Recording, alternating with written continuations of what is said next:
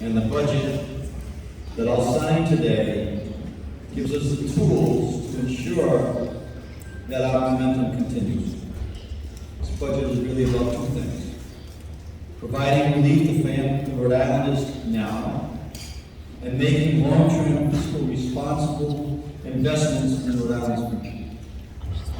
As most of you know in the room, I was a basketball coach, and you don't get it done alone on the court, and you don't get it done alone in this building for the people in the state of Rhode Island.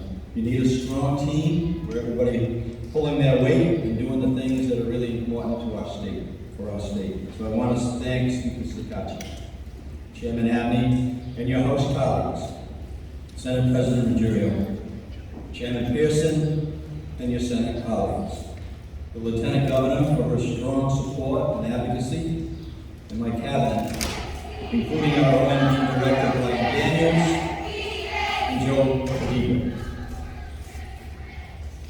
All the advocates, the stakeholders, and Rhode Islanders who shared their ideas and provided testimony as we put the budget together as I presented it, and then it was debated in both the Senate and Finance committees, and then brought to the floor for a vote.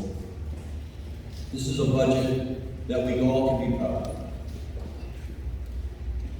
I know you hear me say a lot, but it's worth repeating. Rhode Island has momentum.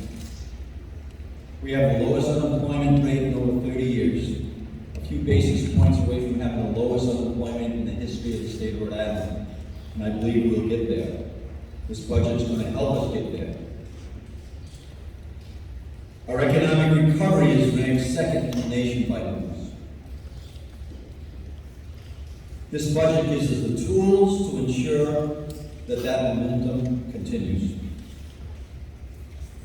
In housing, we're making a once-in-a-generation $250 million investment in housing to finally address the housing crisis in a meaningful way, a pledge that I made during my State of the State address, and a pledge that both the Speaker and the Senate President have also been public on at the same time. This is the largest investment of American Rescue Plan funds in the budget that has been passed. And I do believe that we can take that $250 million and leverage it to $1 billion worth of housing in the state of Rhode Island. We'll create the housing, but just as important is going to create and sustain jobs, good paying jobs. Our goal is to raise incomes for all families in the state. Children and family investments. The budget makes bold investments that position Rhode Island to be the best place to raise a family and find real economic opportunity. We're investing in child care. We know that was a priority for the Senate President, which not only invests in families and our economy today, but generations to come. And we're delivering a $250 child tax rebate to middle-class families across our state. And again, the Speaker and the Senate President work together to make these things happen. I'm proud that our budget also covers all kids in Medicaid, regardless of immigration status, and expand postpartum Medicaid coverage for moms to 1 year. Rhode Island is currently ranked the third best state in the nation for working moms. This budget positions us to continue to move closer and to be number one in the country for working moms and raising families. And with everybody's help in this room, we'll get there. We have targeted tax relief. The budget also delivers targeted plan to provide relief to families, veterans, and local businesses. In addition to our child tax credits, the budget accelerates the car tax phase-out, and ends the tax on military retirement benefits.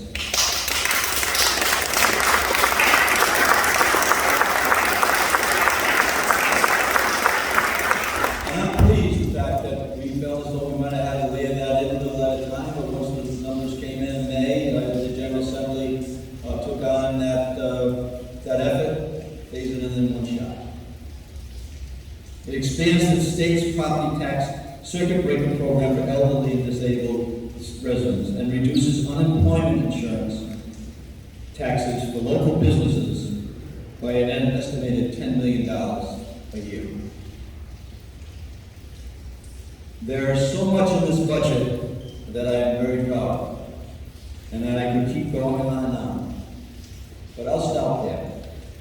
And over the next several weeks, we'll layer out each and every piece of this budget that is going to help us keep the momentum and transform our state into a place where we'll be leading the country in terms of all those economic components, along with the families that we're serving, along with the issues that are so important to us today, whether it has to do with women's right to choose, or whether it has to do with issues that are related to keeping our schools safe, funding our schools, the list goes on and on. But it can't happen without the leadership in the General Assembly.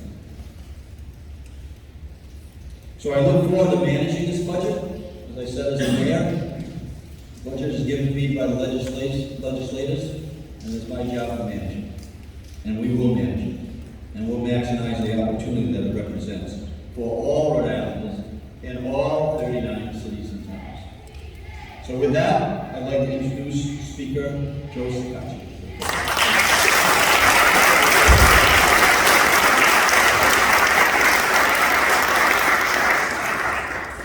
Thank you, Governor. It's great to be here with all of you. Unfortunately, the rain prevented us from being outside, but we nevertheless will have a lot of sunshine today. This is a great budget. I've only been speaker for about 18 months, my third budget, and it's the best. It's the most difficult budget, but it's a good budget because we had federal stimulus money to spend, and we had to spend it wisely. So, General Assembly created a website. We had 12 billion in asks. We listened to those, we considered them, and I think there's a good product here. And we also put aside, I think, $20 million for my friend Neil and the Rhode Island Foundation, so that this will continue outside the budget process. If there are nonprofits and other entities that need that they have a process to apply for some additional funds. I want to personally thank Governor McKee for signing this outstanding budget in a short amount of time from now. It was a collaborative effort between the Governor, the Senate President, and the two finance chairs, Mama Natalie and Ryan Pearson. And we worked hard. We really did, all of us. And it's not always easy. We all have our priorities, but in the end, you'll see a great work product. A work product that meets the needs of the people of Rhode Island and gives targeted tax relief, as the governor said, to keep the economy moving forward. It's critical. I really want to spend a special shout out, a fantastic job by my chairman, Mama Natalie, and the entire finance committee.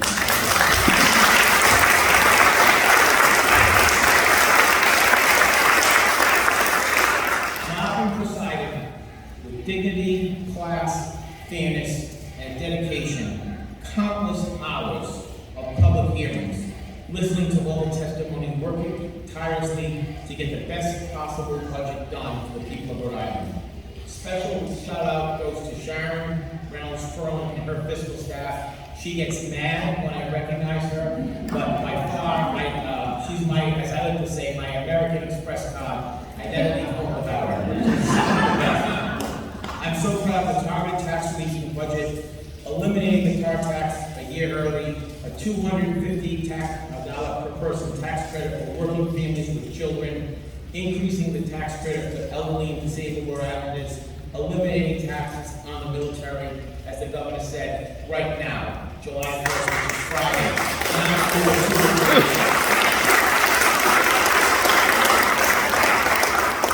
We made investments. That was the word, if you remember, I've been talking about. I didn't want to spend the money, I wanted to invest it, and we made investments. We made huge investments to address some of the most pressing needs in our state. We put $250 million into housing, affordable housing.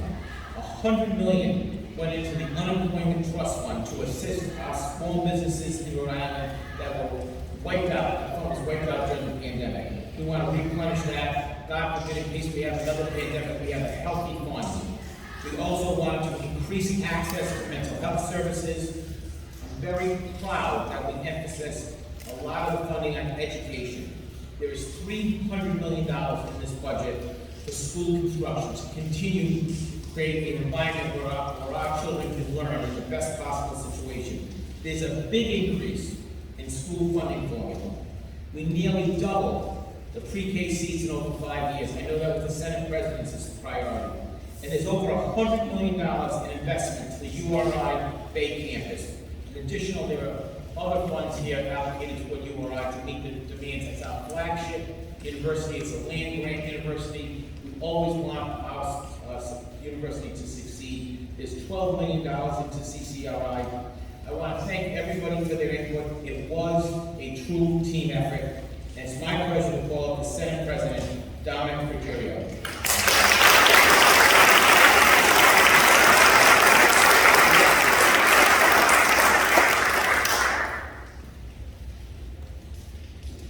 Thank you, Mr. Speaker, very much for your introduction.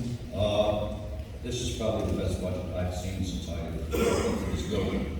Obviously, as the Speaker said, we have a lot of federal money that we could use for different reasons, and I think we use that money appropriately. But what we try to do is ease the burden on Rhode Island families, especially in light of what's been happening as of late, inflation and things of that nature. So this was a very important budget that we did. I want to take this opportunity to congratulate my Senate Chair of Finance, Ryan Pearson, and the members of the committee because they worked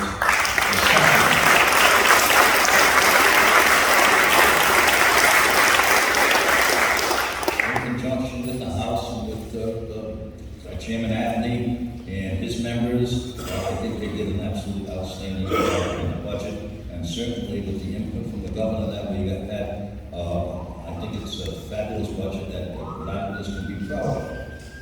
I know a lot of people are out there saying we should raise taxes. We don't like to raise taxes. We like to reduce taxes, and that's what we've done in this budget on a number of items. Obviously, we have a $250 tax credit for each child. The families to ease the burden of child care in the state.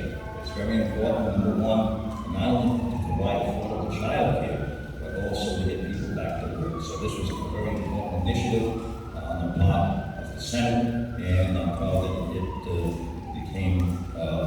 it was in the budget. So with direct assistance, this will help a lot of families throughout the state. Obviously, I'm very proud of the fact that we have $250 million that we put in for housing. We're trying to get affordable housing. We're trying to help people with evictions and things of that nature. So we used a lot of that money for that particular purpose. We helped Crossroads. We gave them an additional $10 million for housing needs, and I think that's going to prove that in the future it's going to be something that we're all going to be proud of. The top priority of the Senate this year was expanding the car tax and eliminating the car tax phase out rather than wait until 2023. We're going to do it this year. So those individuals that have vehicles that are in excess of $6,000 will get that property tax relief, and they will no longer have a property tax to pay on their vehicles. So this was very important for what we did. Another one of our initiatives was a universal pre-K. This is very important. We feel that we have to get children in school a little earlier, those 3 and 4 years old. So at this time, we're going to be examining the capacity and how we can move this forward. We're hoping that we can get 5,000 more young children in the school system this coming year. So that's an initiative that we work with the House on, and I think it's extremely important to get children into school a little earlier, and also to provide the opportunity for parents who don't have to pick these children up at 12:30, 1 o'clock, 2 o'clock, and interrupt their jobs. So this was a very important initiative on our part. I know the governor and the speaker expanded upon a lot of the other great things that are in this budget, but one thing that I know some of my senators were extremely supportive of was the veterans. And I can point to Senator Wally Felag, who's been working with veterans for years, try to get them reductions in the income taxes to help them out. Those people who aren't facing this.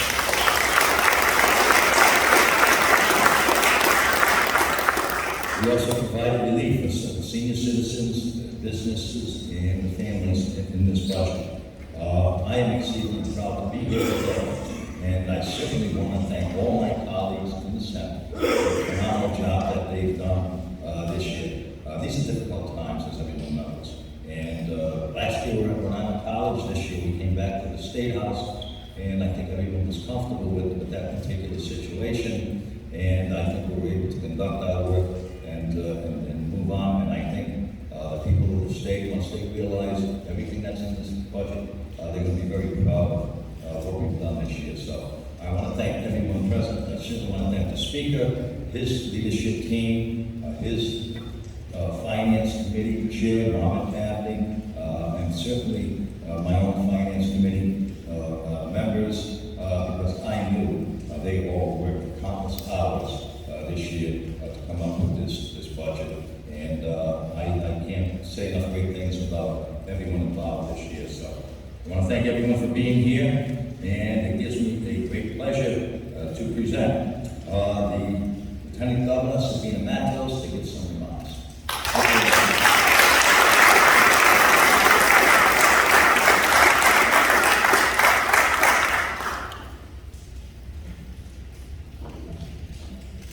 Good morning. Thank you. It has been a pleasure to witness the partnership between the governor, the speaker, and the Senate president. It's so great to see people working together to deliver for the state of Rhode Island. So thank you so much for what you have done.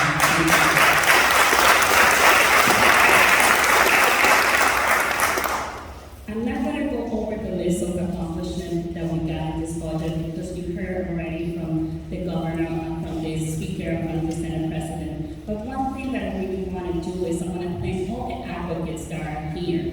Thank you for the work that you did. Thank you for advocating. Thank you for working with my office and using my office as a bullhorn to get the message across. It has been a pleasure, and I'm looking forward to continue working with all of you and getting more work done on behalf of the state of Rhode Island. Thank you. With that, it's a pleasure to me to introduce Chairman Marvin Agnew from the House.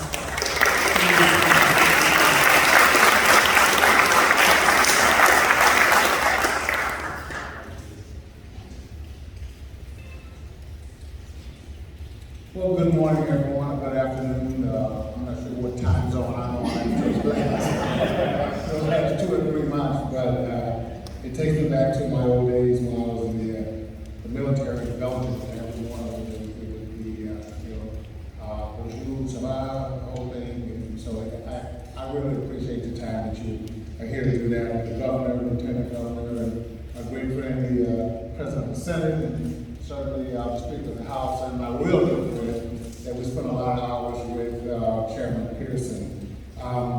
As the Lieutenant Governor said, a lot of numbers have been thrown about priorities and those sorts of things.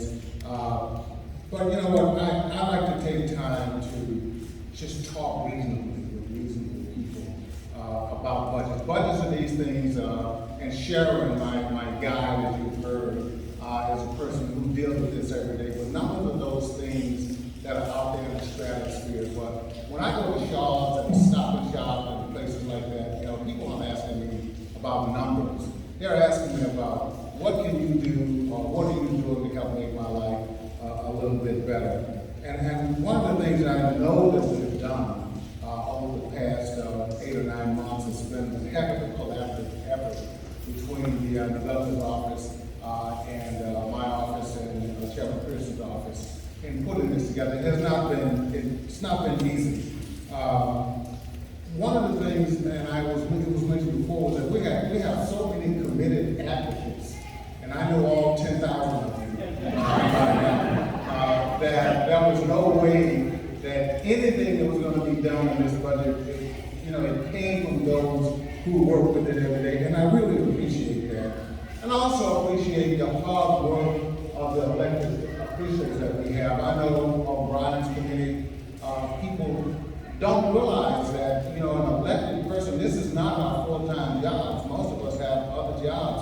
I had a member who used to come to Zoom meetings on the tractor, who has a farm to make things happen. I mean, this is Rhode Island. This is us. We work hard and we play hard. So I love to thank those, and certainly all of the dedicated staff that makes these things happen. And most importantly, and important, Rhode Island has told us what they needed. This was a budget that was built from the bottom up. It's nothing that myself and Chairman Pearson sit around and thought of ourselves. We think we did, but we didn't. Mostly it was because of people like yourselves who were telling us what they needed, and we try to respond to that. So it's important to do that. It's important to listen to all the messages that we get. I still have messages on my phone. It's going to take me a week to get all the messages off of my phone that have gotten sent in before the budget happened. But, you know, most of the people, I would say 90%, have said things like, you know, Chairman Abney, you ran a pretty strict committee downstairs, and I only got a chance to speak for 2 minutes, but that was the first time in my life that I've ever come to a state capitol, and I had 2 minutes to tell my story, and I told it, and it made a difference, and I see the result of it, that you listened. So those are the kind of things that makes me proud to have to work with everybody who involved on the budget itself. You gotta listen. And my old mantra that we've got to get it right. Get it right the first time. Yeah, you're gonna make some errors, but I know that with the governor's help, he had a great team, and Brian and Joe, who used to come to my office and we would go at it for a while until we got it right. And I think that did happen, and there was no animosity at all about that. But it was something that we did, and I'm very proud of that. It's already been recognized with the veterans in the room, but when I was first elected, seems like it's been 25 years ago, but something about 9 or 10. One of the things that I ran on, and one of the things that caused me to run, was that Rhode Island has so many veterans that serve worldwide in places that you just cannot even imagine. I've been to some of them and met people from Rhode Island, so I wanted to make sure that we took care of our vets, because there was always this data point that we're moving out of Rhode Island because you're taxing our state income tax. Well, we decided to take that data point away from them. And if you served in the military and you get a retirement pay from Uncle Sam, you will see a difference in what you get. And it's not a lot, but it says thank you for the thankless job that you do. I spoke to my son last night, who's in the UK right now with his general officer, and they're doing stuff that we just couldn't talk about on the phone because of what's happening in the world today. These are people from Rhode Island who are doing that. So I take my hat off to all of you who persevered and wear the funny little cap on.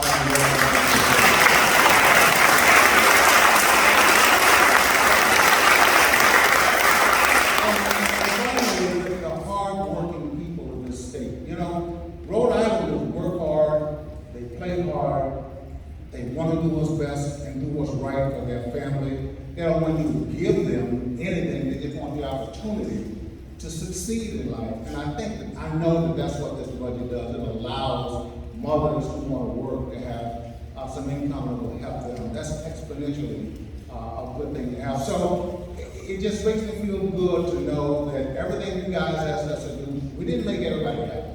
The governor can tell you that's not what happens all the time in these positions. But I think we did set a tone that we're listening and that we have a path that we're going on, and we're going to stay on that path. And we're not going to turn around and go backwards. And that's when all of the technical things about budgets come in. We're well positioned to go into the next 10 years and erase a lot of those things that have happened. So that's what makes me feel good. And that, when I work hard, and I stay asleep and I'm awake at night trying to figure out what to do. It's for that reason. So I appreciate that. And I want to thank all of you who've been so good in helping us understand what we need. And so I'm going to turn it over to my bestest buddy that we spent a lot of time together over the last several months or so, Chairman Pearson, who represented the Senate side. We got 3 voice branches of government here. And I think we all work very well together, John, for the people around us. So thank you very much. And Ryan, if you want to come up.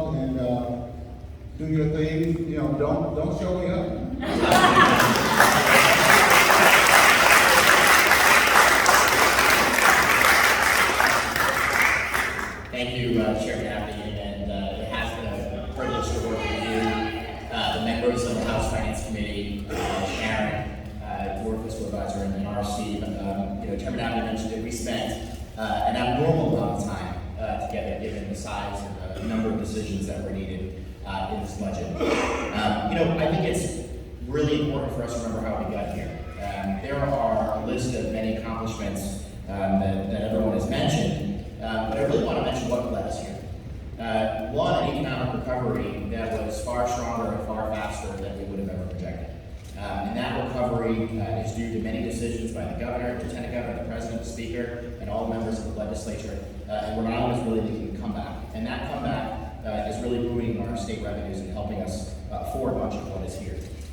Obviously, the federal support has been incredibly helpful and is truly allowing us to build Rhode Island back better, much to the agenda that the president began to set out. But we are still faced with headwinds.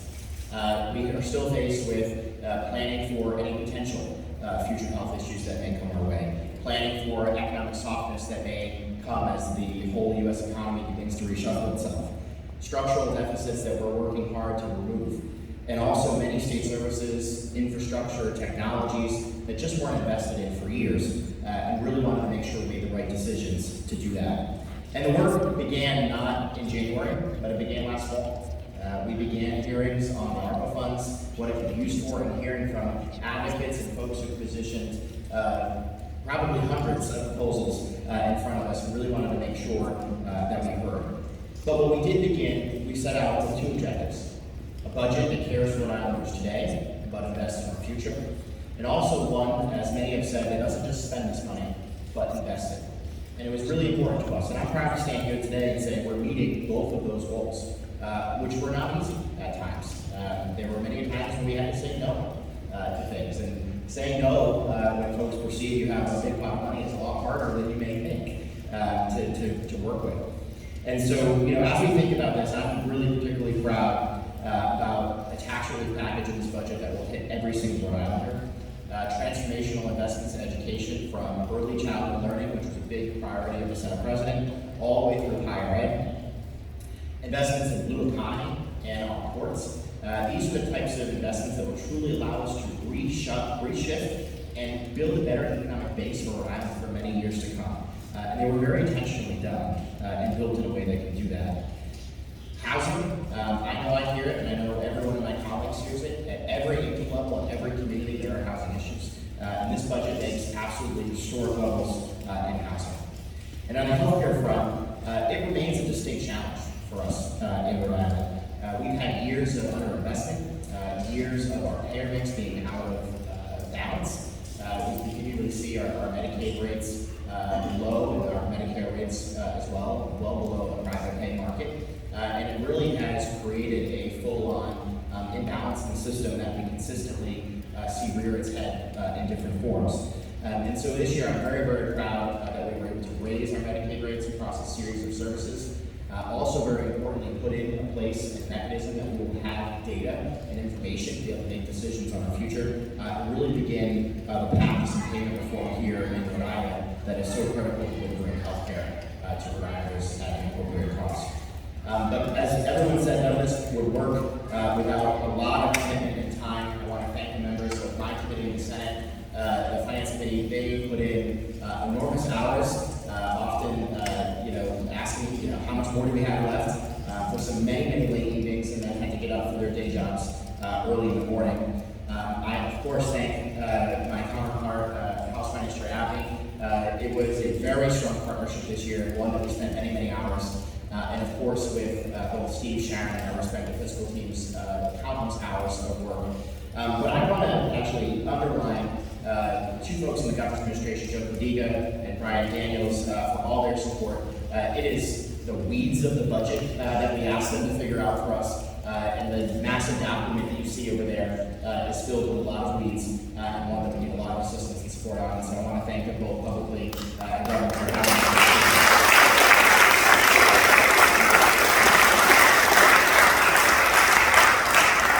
With that, Governor, I think it's time to sign this budget.